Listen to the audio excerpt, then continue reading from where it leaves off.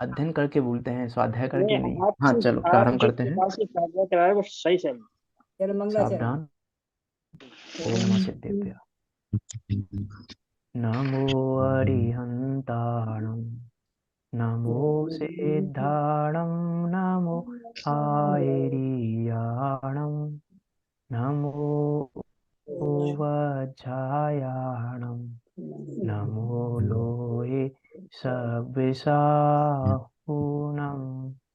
मंगलम भगवान वीरो, मंगलम गौतमो बलि, मंगलम कुंद कुंदार्यो, जैन धर्मोस्तु मंगलम।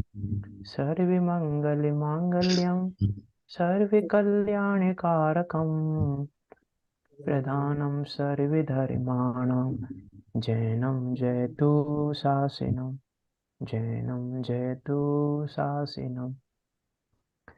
तज्जयति परम ज्योति समम तज्जयति परम ज्योति समम, समस्तेर अनंत पर्याय, दर्पण तर इव सकला, प्रतिफलति पदार्थ मालिका यत्र, परिमागमस्य जीवम् निषिद्ध जात्यन्त सिन्धुर्विधानम्, सकल ने विलसितानां, विरोधि मथिनं नमाम्यनेकान्तम्। दो श्लोकों में मंगलाचरण किया है इसमें, इसलिए हम डेली 2 श्लोक पढ़ेंगे इसके। 2 श्लोकों में मंगलाचरण है इस ग्रंथ का। देखो हम पुरुषा सिद्धि उपाय ग्रंथ प्रारंभ कर रहे हैं। पुरुषा सिद्धि उपाय का दूसरा नाम पता है आपको? आप में से किसी को पुरुषा सिद्धि उपाय ग्रंथ का दूसरा नाम क्या है? अभी क्लास स्टार्ट हो गई है, आज से ध्यान रखना। प्रवचन रहस्य कोश। जिन क्या? प्रवचन रहस्य कोश। और कोई? यही है और कुछ नाम तो नहीं है? और साधन भी बताएं। हम्म इसका अर्थ है, कल मैंने कहा था पढ़ने का, पढ़ा नहीं आपने। पूजन की सिद्धि का उपाय। जिनको पता नहीं है उन्होंने पढ़ा नहीं, कल मैंने कहा था पढ़ना थोड़ा सा पुरुषा सिद्धि उपाय के बारे में। इसका दूसरा नाम है जिन प्रवचन रहस्य कोश। लिखा है। पुरुषार्थ सिद्धि उपाय, ये इस ग्रंथ का नाम। इसका अर्थ है इस ग्रंथ में पुरुषार्थ की सिद्धि कैसे हो इसका उपाय बताया है। आत्मा के प्रेम। पुरुषार्थ सिद्ध कैसे हो? अब पुरुषार्थ सिद्ध कैसे हो, इसके लिए हमें पता होना चाहिए कि पुरुषार्थ क्या होता है। पुरुषार्थ किसे कहते हैं? पता है किसी को? डेफिनेशन नहीं पूछ रहा मैं, पुरुषार्थ क्या होता है ये बता दीजिए। पुरुष माने आत्मा, हम्म आत्मा माने प्रयोजन। हम्म पुरुष माने आत्मा, अर्थ माने हम्म। प्रयोजन। आत्मा के प्रयोजन की। देखो हमको क्या, मैं देख बताता हूँ आपको। अब वो जिनवाणी तो हमने पढ़ ली, लेकिन तत्व का अनुभव करने के लिए तो पुरुषार्थ करना पड़ेगा। सम्यक दर्शन करने के लिए तो पुरुषार्थ करना पड़ेगा ना। राग को दूर करने के लिए तो पुरुषार्थ करना पड़ेगा ना। करना पड़ेगा नहीं करना पड़ेगा? करना पड़ेगा। कुछ नहीं करना पड़ेगा। करना पड़ेगा। इसका अर्थ है कि नहीं इष्टोपदेश, पढ़ेगा तो आएगा ही नहीं अपने। इसका अर्थ है कि इष्टोपदेश को नहीं पढ़ा अभी। ये पढ़ने का इष्टोपदेश तो अब। निकल गया पूरा। स्वभाव ही है हमारा ऐसा, क्या पढ़ना कि पड़ेगा? अगर प्रकट हमको उसको देखना है, हमको प्रकट हमको करना है। पुरुषार्थ का अर्थ क्या लगता है? हमको पुरुषार्थ का अर्थ लगता है कि हमको कुछ करना करना पड़ेगा। नहीं हम कुछ करना। करेंगे तो पुरुषार्थ होगा। हमको पुरुषार्थ का जो अर्थ लगता है कि करना तो पड़ेगा, मोक्ष में जाने के लिए हमको निर्गंध होना पड़ेगा, पुरुषार्थ करना पड़ेगा हमको। हमको व्रत उपवास आदि करने पड़ेंगे, हमको परिचय सहने पड़ेंगे, हमको ध्यान करना पड़ेगा, हमको श्रेणी चढ़नी पड़ेगी। बहुत बड़ी बड़ी बात बता रहा हूँ मैं, छोटी बातें तो बहुत है। जब हमको लगता है कि हमको ये भी करना पड़ेगा, हमको ये करना पड़ेगा, हमें पुरुषार्थ के लिए हमको क्या क्या लग रहा है, हमको अनुव्रत धारण करने पड़ेंगे, हमको महाव्रत धारण करने पड़ेंगे, पुरुषार्थ करना पड़ेगा ना हमको।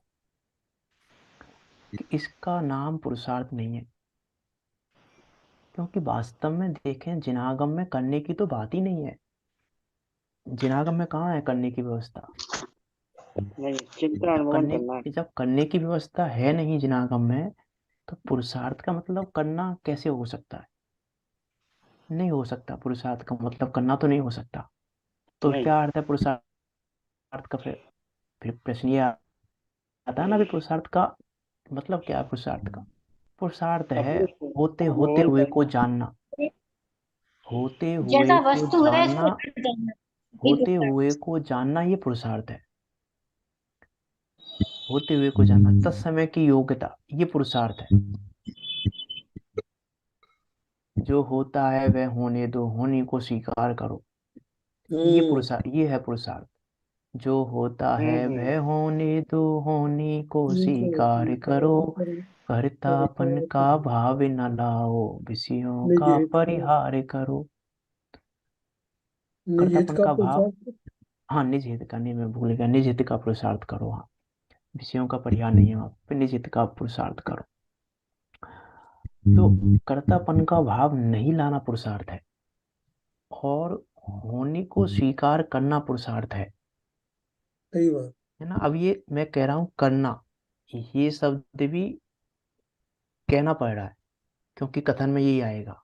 लेकिन मैं ज्ञाता हूँ, इसका अनुभव पुरुषार्थ है। मैं करता नहीं हूँ, ये अनुभव पुरुषार्थ है। अपने ज्ञायक स्वभाव का अनुभव, ये पुरुषार्थ है। और उस पुरुषार्थ की सिद्धि कैसे हो, उसका उपाय यहाँ पुरुषार्थ सिद्धि उपाय में बताया गया है।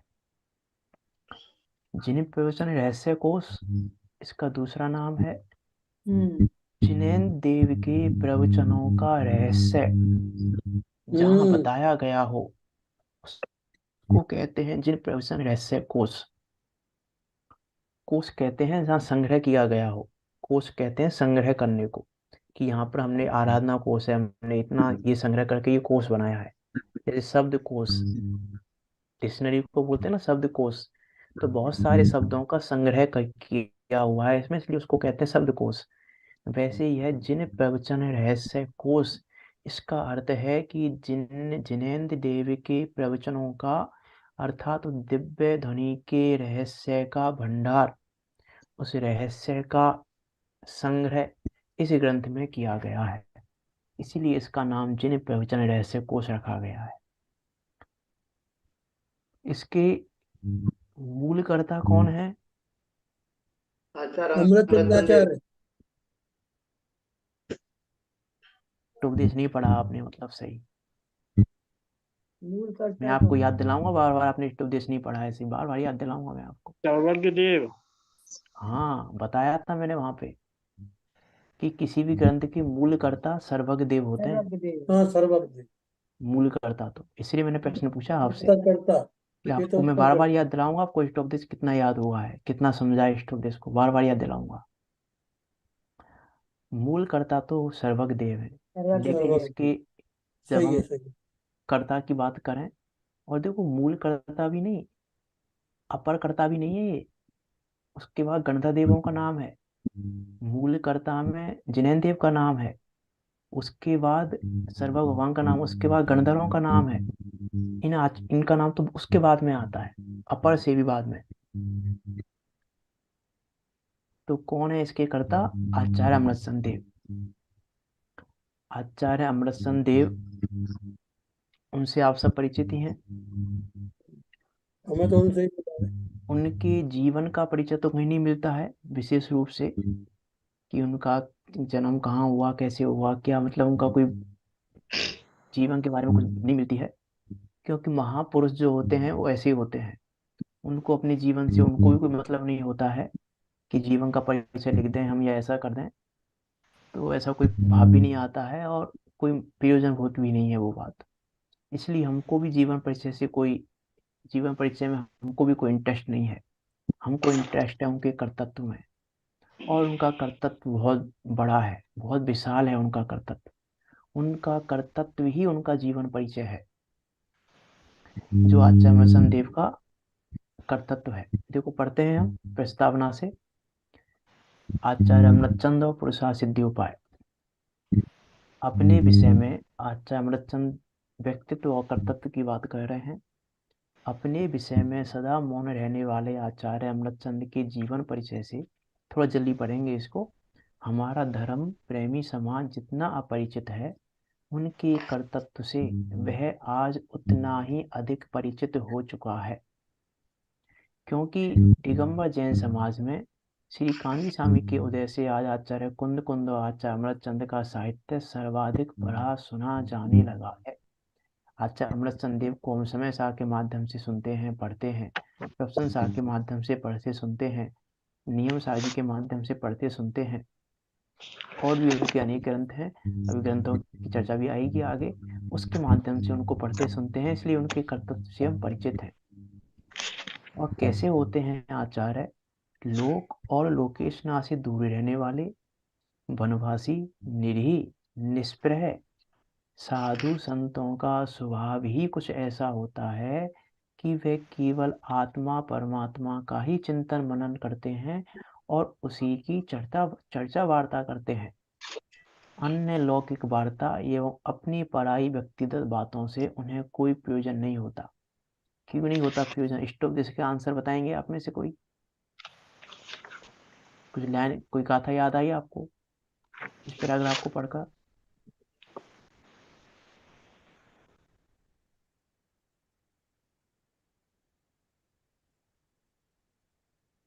किसी को गाथा याद नहीं आई? कोई भी क्या बोले, सुन ही नहीं पाए। इस पैराग्राफ को पढ़कर इष्टोपदेश की कोई गाथा याद आई कि नहीं आई आपको? तो बोले आप क्या था? आपके आगे पास की बुक, लाइन आपके पास बुक है ना? बुक में तो हम प्रस्तावना उसका है, हमारे इसमें लिखा ही नहीं है। प्रस्तावना अलग अलग है। अलग इसमें कुछ प्रस्ताव नहीं लिखा जो हम बोल रहे हैं। प्रस्तावना अलग है, हमारी नहीं अलग है। क्या प्रस्तावना जो आपकी आप बोल रहे प्रश्न हैं जो हमारी लिखा वो नहीं नहीं है अलग ये? नहीं, नहीं। आपका कहाँ से प्रकाशित है जो आपके पास बुक है? है तो कांजी स्वामी वाला ही, हम्म गंभीर चंद जी अलीगंज वाले, ये तो सोनगढ़ से प्रकाशन पढ़ा, प्रकाशन कहाँ का है? सोनगढ़ से। किशनगढ़ से है। हमारे मदन किशनगढ़ ठीक है प्रकाश है, ठीक है। सोनगढ़ से हुआ। चलो कोई नहीं, मैं पढ़ता हूँ दोबारा पैराग्राफ, आप बताना। हमारा अभी आकाश जो को सुनाइए। जो है मेरे पास, मैं उसमें से पढ़ूंगा प्रस्तावना। तो लोक और लोकेशना से दूर रहने वाले, वनवासी, निरीह, निष्प्रह साधु संतों का स्वभाव ही कुछ ऐसा होता है कि वे केवल आत्मा परमात्मा का ही चिंतन मनन करते हैं एवं उसी की चर्चा वार्ता करते हैं। अन्य लौकिक वार्ता एवं अपनी पराई व्यक्तिगत बातों से उन्हें कोई प्रयोजन नहीं होता। अभी बताइए कोई गाथा याद आई हो तो आपको इष्टोपदेश की? मैंने भी 3-4 दिन पहले कहा भी था, इसको याद रखना, पूछूंगा मैं प्रशासित उपाय में। मैं कभी नहीं देखता, चालत चालत नहीं, ये वाली वो कथा। वो चर्चा यहाँ पे कहाँ है? वो बात यहाँ पे कहाँ पर है कि देखते हुए भी नहीं देखते? ऐसी तो कोई बात ही नहीं आई यहाँ पर। प्रयोजन नहीं है ना उनका कुछ भी। अरे ज्ञान रूपी ज्योति की चर्चा वार्ता हाँ, करते ज्ञान हैं, ज्योति। ज्ञान रूपी ज्योति का ही हाँ चिंतन मनन बताइए, करते हैं। सीधा सीधा शब्द लिखा हुआ है वहां का और यहाँ का। अपनी ज्ञान उसी, ज्योति का ही ध्यान रखते हैं। हाँ उसी की चर्चा करते हैं, उसी का चिंतन करते हैं, चर्चा उसी का करते हैं, मनन करते हैं। सही बात। 49 गाथा में सब हाँ बताया। अभी तो पढ़ के आए हैं, 2-4 दिन पहले ही पढ़ी है, ज्यादा दिन नहीं हुए हैं।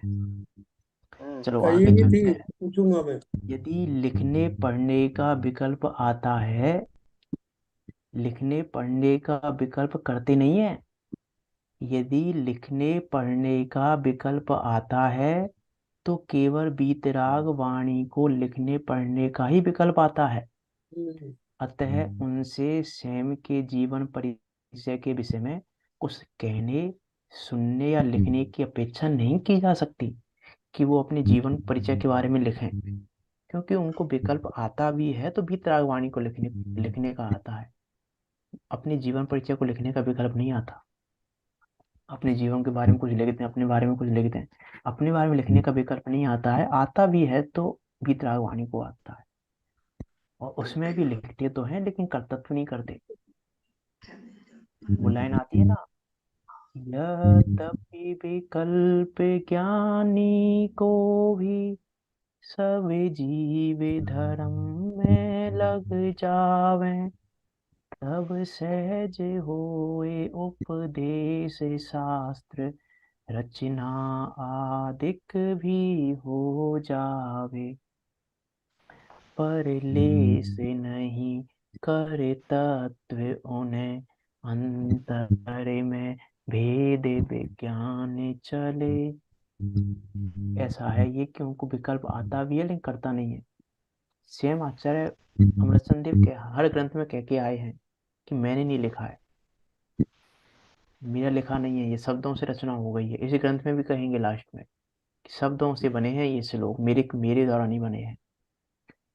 तो उनको विकल्प विकल्प तो आता है लेकिन कर्तव्य तो नहीं आता। तो क्या कह रहे हैं यहाँ पे, अतः उनसे स्वयं के जीवन परिचय के विषय में कुछ कहने, सुनने या लिखने की अपेक्षा नहीं की जा सकती।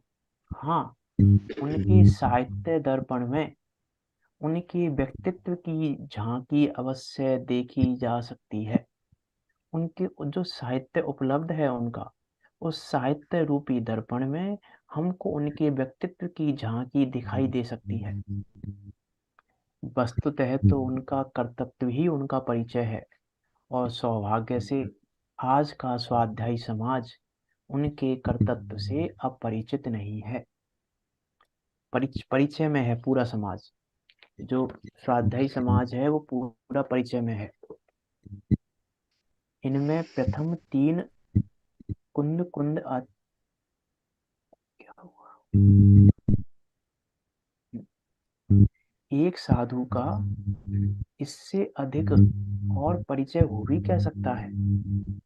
इससे ज्यादा परिचय और क्या होगा, उनका कर्तव्य है, व्यक्तित्व है, और क्या चाहिए। ये साधु का इससे अधिक और परिचय हो भी क्या सकता है। ना उनका कोई गांव होता है, ना ठाव होता है, ना कोई कुटुंब होता है, ना परिवार होता है। उनके व्यक्तित्व का निर्माण उनकी तीव्रतम आध्यात्मिक रुचि, निर्मल वीतराग परिणति एवं जगत जनों के उद्धार की वात्सल्यमयी पावन भावना से ही होता है, जो उनके साहित्य में पग पग पर प्रस्फुटित हुई है। पग पग पर दिखाई देती है उनके साहित्य में, हर श्लोक में दिखाई देती है, हर कलश में दिखाई देती है, हर गाथा में दिखाई देती है। उनके उस व्यक्तित्व की छवि, उनकी उस आध्यात्मिक रुचि की छवि, निर्मल वीतराग परिणति की छवि, वात्सल्यमयी पावन भावना। जब उनमें मोह मग्न विश्व के प्रति, देखो वात्सल्य भाव दिखा रहे हैं यहाँ पर, उनका वात्सल्य भाव कैसे प्रस्फुटित होता है। जब उनमें मोह मग्न विश्व के प्रति वात्सल्य भाव जागृत होता है, तो वे करुणा विगलित हो कहने लगते हैं। देखो कितनी करुणामयी है, उनकी करुणा दिखा रहे हैं यहाँ पर। अच्छा, अमृतसर देव का वात्सल्य दिखा रहे हैं हमारे प्रति, कितना वात्सल्य है उनका हमारे प्रति, कितनी करुणा है उनको हमारे ऊपर। समय सार जी का कलश है, त्यजयतु जगदीदानीं मोहमा जन्म मलिनम, रसयतु रसिकाणाम रोचिणम ज्ञान मुद्धता। हे जगत के जीवो, अनादिकालीन मोह मग्नता को छोड़ो और रसिक जनों को रुचिकर उस उदीयमान ज्ञान का आस्वादन करो। ज्ञान का आस्वादन करा रहे हैं, द्रव्य का नहीं करा रहे, तत्व का करा रहे हैं। ज्ञान का आस्वादन करो, उस गायक का आस्वादन करो, इस अनादिकालीन मोह मग्नता को छोड़ो। ये मोह मग्नता छोड़ने लायक ये कितनी करुणा होगी ये कहने के लिए, इस मोह मग्नता को छोड़ो, इससे विष को मत पियो, ये विष से भरा प्याला छोड़ दो। जैसे कोई हमारे सामने, हमारा कोई निकट का व्यक्ति, हमारा कोई परिजन विष का प्याला पी रहा हो तो क्या कहेंगे हम, कितनी करुणा से कहेंगे, छोड़ो इसको, ये पीने योग्य नहीं है, ग्रहण करने योग्य नहीं है। वैसे ही वो वात्सल्य पूर्वक, करुणा पूर्वक कह रहे हैं, हे जगत के जीवो, इस मोह रूपी मग्नता को छोड़ो और रसिक जनों को रुचिकर उस उदीयमान ज्ञान का आस्वादन करो। और क्या कह रहे हैं देखो, मज्जन्तु निर्भर ममी समविविलोका आलोक मुच्छलति शांत रसे समस्ता। ये वो वाला है, मज्जन्तु निर्भर ममी समविलोका आलोक मुच्छलति शांत रसे समस्ता अपलाभे ब्रह्मते सरणिं भरेण तन्मग्न एसे भगवान बबोध सिंधु। यह ज्ञान स्वरूप भगवान आत्मा, यह ज्ञान स्वरूप भगवान आत्मा भ्रम रूप चादर को, देखो यहाँ भी तत्व की बात कर रहे हैं, यह ज्ञान स्वरूप भगवान आत्मा भ्रम रूप चादर को समूल रूप से हटाकर सर्वांग से प्रकट हुआ है।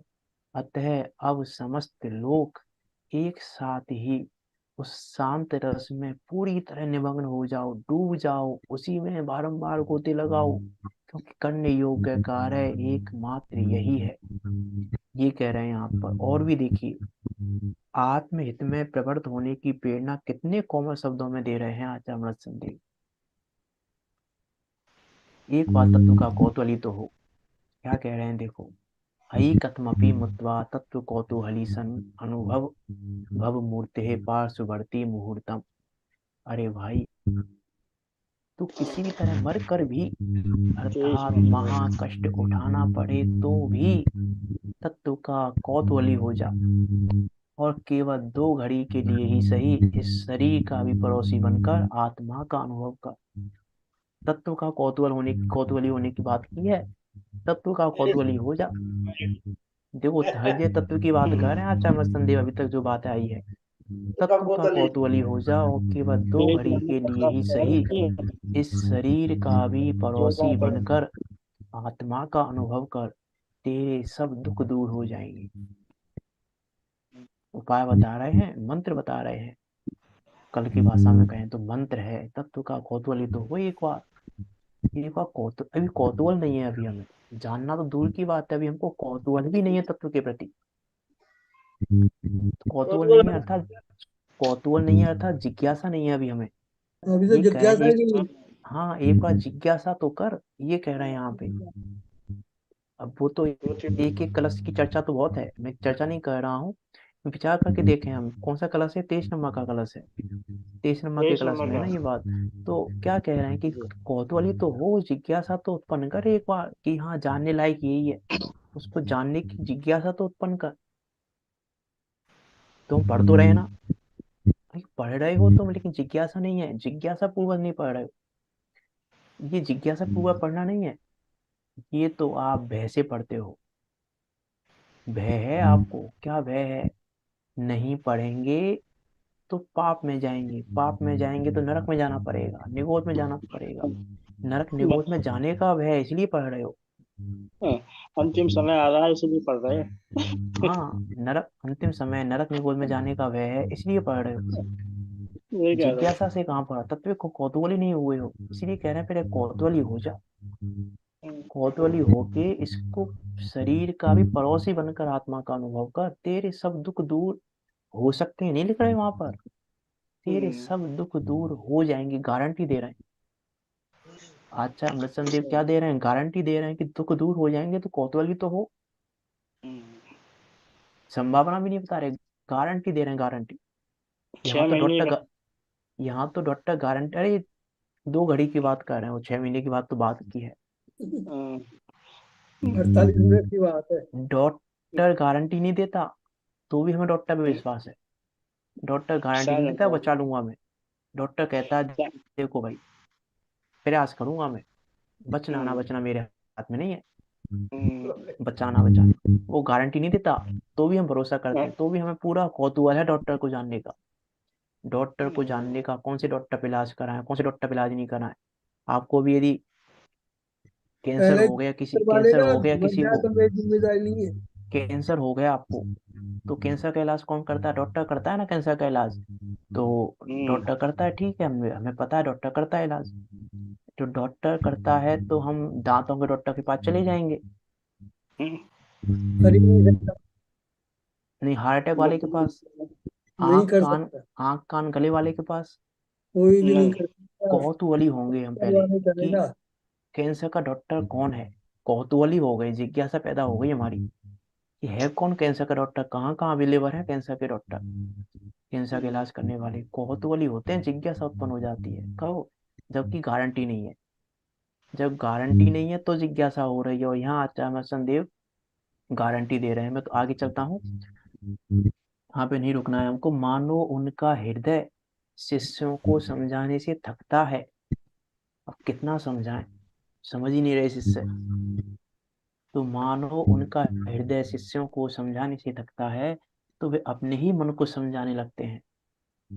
अलमल मति जल पे, दुर्विकल पेरे नल पे, रयमीय परमार्थन परमार्थ चिंचर्या चिंत्यताम नित्यमेका।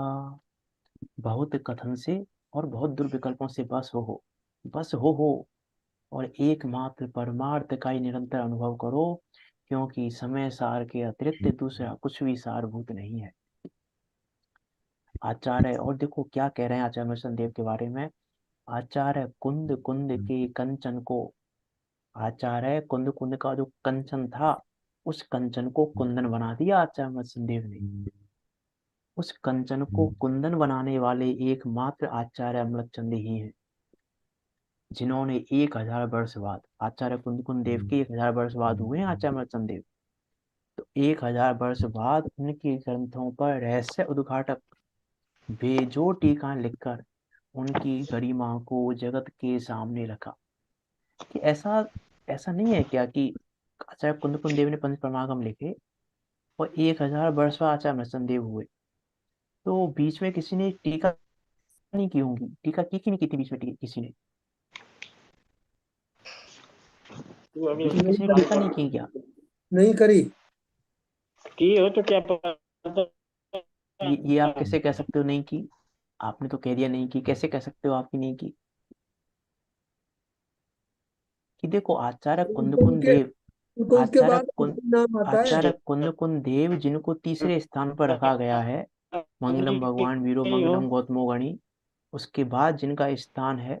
ऐसा हो सकता है 1000 वर्ष तक उनसे संबंध अपरिचित रहे, उनसे परिचित परिचय ना हो किसी का, टीका नहीं लिखी गई हो, फिर लिखी भी गई होंगी तो फिर मिलती तो है नहीं। तो देखो यहाँ पे क्या बात कही है, यह तो संभव नहीं है, यह तो संभव नहीं है कि आचार्य अमृतचंद के पूर्व आचार्य कुंद कुंद का साहित्य पठन पाठन में ना रहा हो। ऐसा तो संभव ही नहीं है कि वो पढ़ने में पढ़ाने में नहीं आया हो।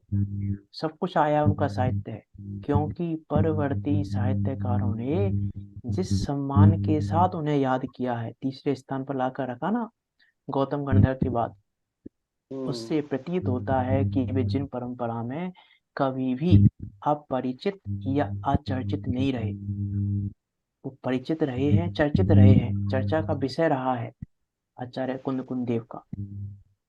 तथापि आचार्य अमृतचंद की टीकाओं के पूर्व उनके साहित्य पर लिखी गई टीकाएं आज हमें उपलब्ध नहीं है, और ना ऐसे उल्लेख ही प्राप्त होते हैं जिनमें इस प्रकार की चर्चा हो। लेकिन हम इनका नहीं कर सकते, ऐसे नहीं कह सकते कि नहीं लिखी गई। नहीं लिखी गई इसका अर्थ है जिन्होंने लिखी है हम उनको गिन ही नहीं रहे। कि संभावना है लिखी गई होंगी, तो क्या संभावना या तो उपलब्ध नहीं है, या एक संभावना ये भी हो सकती है कि अमृतचंद की सशक्त टीकाओं के सामने उनके पूर्व में लिखी गई टीकाएं टिक ना सकती हो। परिचय में ये आ गई, प्रचलन में ये आ गई, सशक्त थी, मजबूत थी ये फिर मजबूती थी तो प्रचलन में आ गई, तो बाकियों की बाकी काल कवलित हो गई, काल के गाल में समा गई बाकी टीकाएं। हमारे पूर्व में में जी लिखी। लिखा है, हाँ, अमृताचार्य देव आध्यात्मिक विद्वान में भगवान श्री कुंदकुंदाचार्य देव के पश्चात यदि किसी का नाम लिया जाए तो वे से श्री अमृतचंद्राचार्य हैं। हाँ। किताब नाम है।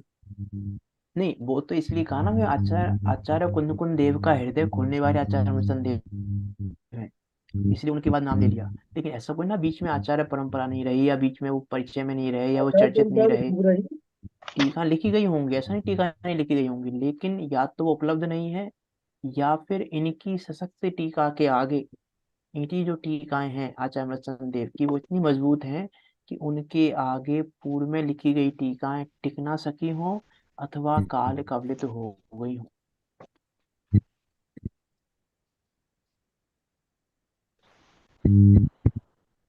जो भी हो, पर आचार्य कुंद कुंद के सशस्त्र टीकाकार के रूप में आज आचार्य अमृतचंद ही विख्यात है।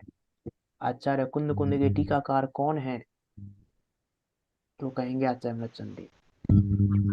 सशस्त्र टीकाकार के रूप में आज आचार्य अमृतचंद ही विख्यात हैं। उनके बाद आचार्य जयसेन ने भी बहुत ही सुंदर सरल एवं सुर टीका लिखी, परंतु उन्होंने भी सर्वत्र ही आचार्य अमृतचंद को आगे रखा, तथा स्थान स्थान पर उनका उल्लेख टीकाकार के नाम से बड़े ही आदर के साथ किया है। आचार्य अमृतचंद की कृतियों से अध्ययन से ज्ञात होता है कि वे परम आध्यात्मिक संत, गहन तात्विक चिंतक, रस सिद्ध कवि, उनके श्लोक हैं रस सिद्ध कवि, तत्वज्ञानी एवं सफल टीकाकार थे। आत्म रस में निमग्न रहने वाले आचार्य अमृतचंद की सभी गद्य पद्य रचनाएं अध्यात्म रस से सराबोर है। अभी पढ़ेंगे पुरुषा सिद्धि उपाय, श्राप का चार में भी कितना अध्यात्म बढ़ाया उन्होंने। प्रत्येक रचना उनकी अध्यात्म रस से सराबोर है। वे अपने परवर्ती आचार्यों एवं विद्वानों द्वारा भी बहुत ही आदर पूर्वक स्मरण किए गए हैं। समय सार के भाषा टीकाकार पंडित जयचंद जी सावरा ने सुधा चंद्र सूरी करी संसद टीकावर, सुधा चंद्र सूरी कहकर सम्मान दिया है, तथा तत्वार्थ सार के टीकाकार ने अमृतेंदु महासूरी, तत्वार्थ सार में टीकाकार ने क्या कहा? अमृतेंदु महासूरी कहकर उनकी स्तुति की है। अमृतेंदु महासूरी नाना ने विशारदा कहकर अमृतचंद की सूरी विशेषण लगाकर तथा नाना ने विशारदा कहकर स्तुति की है। ऐसी ऐसी उपमाओं का प्रयोग किया है, इस प्रकार से स्तुति की गई है, जिनके ग्रंथ को हम पढ़ने जा रहे हैं। पुरुषा सिद्धि उपाय के टीकाकार ने पंडित टोडरमल जी ने इन्हें मुनिंद्र उपाधि से अलंकृत करते हुए लिखा है। ये पंडित टोडरमल जी ने नहीं लिखा है। आपको पता है पुरुषा सिद्धि उपाय की टीका किसने की है? बताइए। हाँ, बाकी साधर्मियों की क्या राय है? बाकी साधर्मियों की क्या राय है? कौन है टीकाकार? पुरुषा सिद्धि उपाय की टीकाकार कौन है?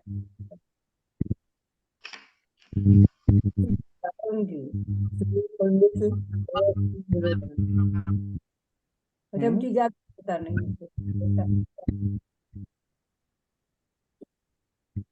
कौन है टीकाकार?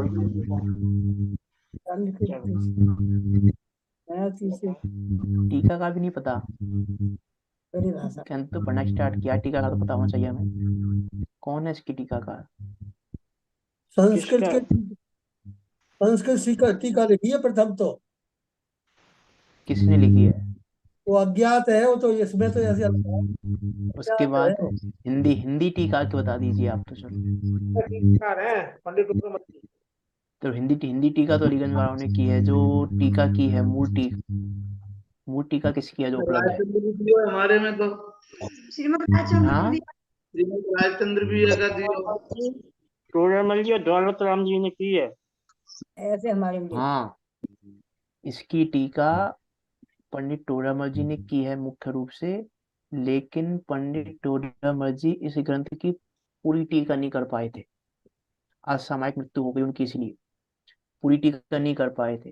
तो जो बची हुई टीका है वो दौलत राम जी कासलीवाल ने की है, छेड़ाला वाले नहीं। जयपुर वाले छेड़ाला वाले टोडरमल जी, दौलत राम जी नहीं है।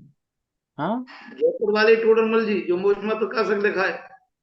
हाँ, उन्होंने टीका की है इसकी, लेकिन वो टीका पूरी नहीं कर पाए थे। उनकी जो मृत्यु का प्रसंग बना था तो पूरी टीका नहीं हो पाई थी इस ग्रंथ की। तो इससे पहले कोई तो टीका नहीं हुई। तो बाकी बची हुई जो टीका है वो दौलत राम जी कासलीवाल ने की है। दौलत राम जी कासलीवाल छेडाला वाले दौलत राम जी नहीं है, ये भी ध्यान रखना। छेडाला वाले दौलत राम जी टोडरमल जी अलग के हैं। समय के ना, हाँ टोडरमल जी के समय के थे ये दौलत राम जी। हाँ, ये भी उनके समय के थे, छेडाला वाले दौलत राम जी भी उनके समय के थे, लेकिन ये छेडाला वाले दौलत राम जी नहीं है। दौलत राम जी कासलीवाल छेडाला अलग वाले हैं। दौलत राम जी को तो 170 साल हुए, कोई 250 साल हो गए, उनके वो समय के अलग कैसे? दस रहे हैं, अलग है। नहीं, आचार्य अमृतचंद देव को करीब 1200 वर्ष हो गए। वो तो ठीक है।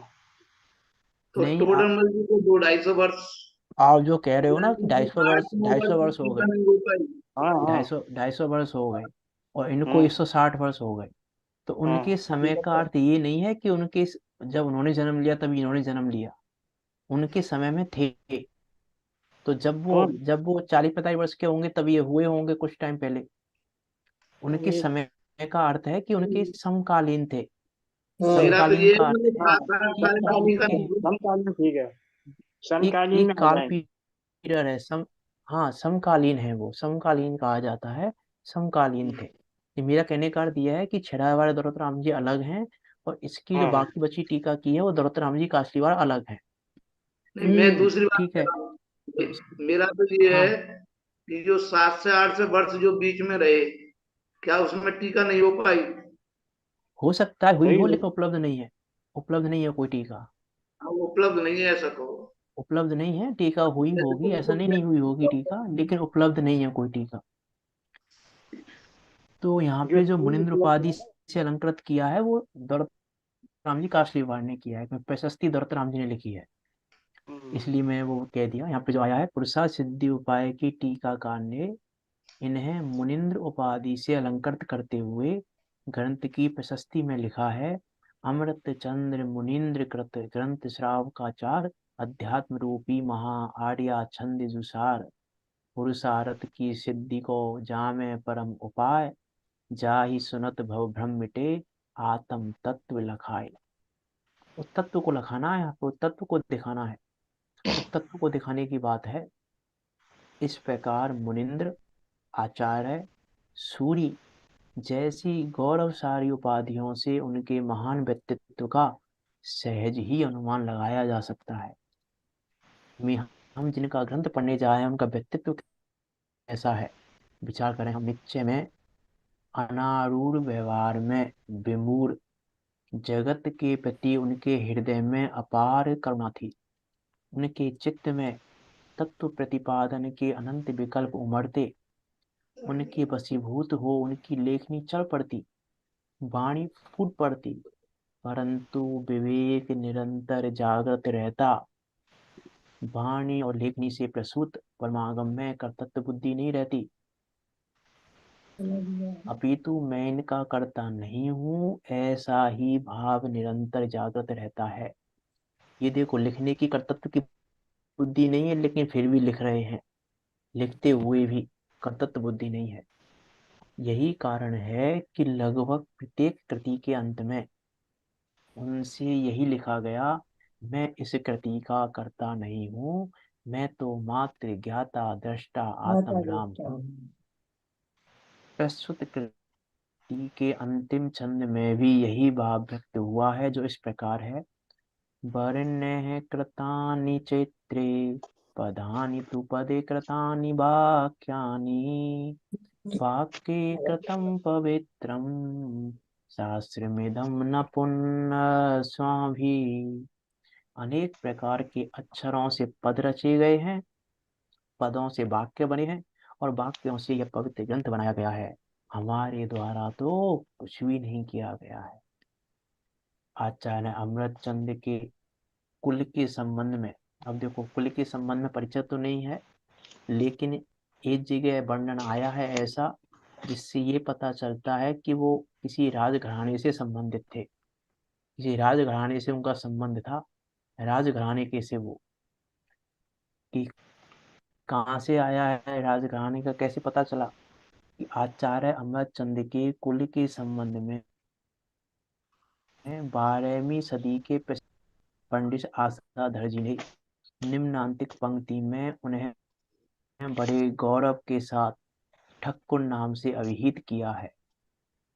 उस समय ठक्कुर शब्द क्या कहा जाता था? राजघराने वालों को, क्षत्रिय को ठक्कुर शब्द से संबोधित किया जाता था। पंडित आसाधर जी ने उनको ठक्कुर नाम से संबोधित किया है।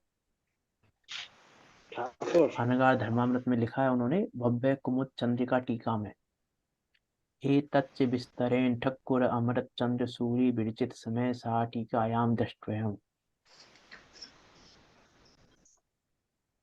इसे विस्तार से ठाकुर अमृत चंद आचार्य विरचित समय सार की टीका में देखना चाहिए। ऐसा लिखा उन्होंने अनगार धर्मामृत में कि इस विषय को वहां पर देखिए आप। तो वहां उन्होंने ठक्कुर शब्द से संबोधित किया, जिससे पता चलता है हमको कि वो किसी राजघराने से संबंधित थे। ठक्कुर व ठाकुर एकार्थवाची शब्द है, अतः प्रतीत होता है कि अमृत चंद आचार्य उच्च क्षत्रिय राग घराने से संबंधित रहे होंगे। उन्होंने किया है इसलिए कह रहे हैं कि रहे होंगे, इसलिए उन्होंने कहा है क्योंकि वो 200-300 वर्ष बाद ही हुए हैं। तो उस समय बात होगी कि ठक्कुर सबसे कहा है, उस समय होगा उनका थोड़ा बहुत जीवन परिचय कुछ होगा उस समय, जो अब नहीं मिलता है हमको। तो उसके आधार पर आसादा जी ने ठक्कुर शब्द से उनको अभिहित किया है। इसीलिए इससे प्रतीत होता है वो क्षत्रिय राग घराने से संबंधित रहे होंगे, ऐसा उनका व्यक्तित्व है। आचार्य अमृतचंद देव का ऐसे व्यक्तित्व के धनी उन आचार्य अमृतचंद देव द्वारा विरचित इस पुरुषा सिद्धि उपाय को हम पढ़ने जा रहे हैं, जिसको हमें बहुत विवेक पूर्वक, ध्यान पूर्वक, इसके कर्तव्य की चर्चा कल करेंगे हम। आचार्य अमृतचंद देव के कर्तव्य की चर्चा, उनका कर्तव्य कैसा है, कर्तव्य में उनके ग्रंथों की चर्चा की है थोड़ी सी। जो उनके ग्रंथ हैं, 7 ग्रंथ उपलब्ध हैं उनके, उनकी चर्चा की है। तो उनकी चर्चा करेंगे हम कल थोड़ी थोड़ी सी, और फिर पुरुषार्थ सिद्धि उपाय की चर्चा करते हुए फिर हम आगे बढ़ेंगे। विचार करना लेकिन कि हम किस के साथ में, किस विवेक के साथ, ध्यान के साथ, उपयोग पूर्वक, कौतूहली होकर पुरुषार्थ सिद्धि उपाय के कौतूहली हो जाओ। पुरुषार्थ सिद्धि उपाय के कौतूहली होकर पुरुषार्थ सिद्धि उपाय को हम पढ़ेंगे, सुनेंगे, और पुरुषार्थ सिद्धि उपाय को पढ़कर हम भी अपने पुरुषार्थ, उस उपाय को जानकर अपने पुरुषार्थ को सिद्ध करेंगे, अर्थात ज्ञाता दृष्टा रहेंगे। और ज्ञाता दृष्टा जानते हुए, रहते हुए, मोक्ष मार्ग में परिवर्तन करते हुए निकट काल में हम सिद्धों के बीच जाकर विराजमान हों। इसी मंगल भावना के साथ अभी की बात को यहाँ विराम देते हैं। आप सब नोट करेंगे ही, मैंने बता ही दिया है आपको पहले, आप सब नोट करें, ठीक है? तो नोट करते हुए बात बढ़ें आगे। जब भी कोई नोट करने की बात हो तो नोट करें। इससे फायदा क्या होगा आपको? यदि मैं आपसे पूछूं 4-5 दिन पहले क्या पढ़ा था, तो आप पन्ने पलट के बता सकते हो मुझे। फायदा ये भी हो जाएगा आपको कि बता सकते हो आप 4-5 पेज पलट के स्मरण नहीं पीछे। रहेगा, हाँ, और लिखाएंगे तो स्मरण में तो स्मरण नहीं रहेगा रहेगा, ही, स्मरण में तो रहेगा ही। और स्मरण रहेगा तो नहीं रह जाएगा। क्योंकि क्योंकि ना, देखो, क्योंकि लिखना लिखना जरूरी है। लिखने की वजह से कौन सी पर बनाई जा रही है? लिखने की वजह से। आज लिखा तो उपलब्ध है, नहीं लिखते तो उपलब्ध नहीं रहता हमारे पास। लिखा तो उपलब्ध है जिनवाणी, इसलिए लिखने की उपयोगिता है। उन्होंने भी लिखने की उपयोगिता समझी, दर्शनाचार्य ने, हम भी लिखने की उपयोगिता समझें और उसको लिखें, नोट करें, और उसको नोट करते हुए विचार भी करें, निर्णय भी करें। उसका निर्णय करते हुए हम पुरुषार्थ सिद्धि उपाय को पढ़ेंगे।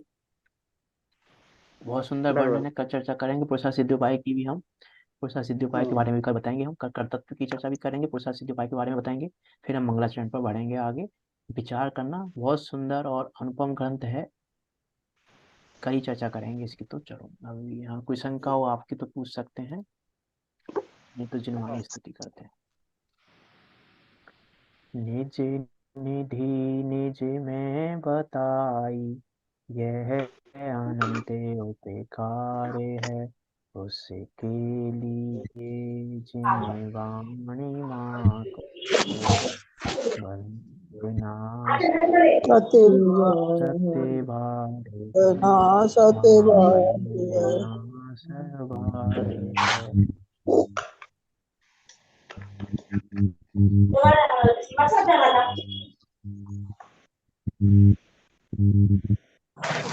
है।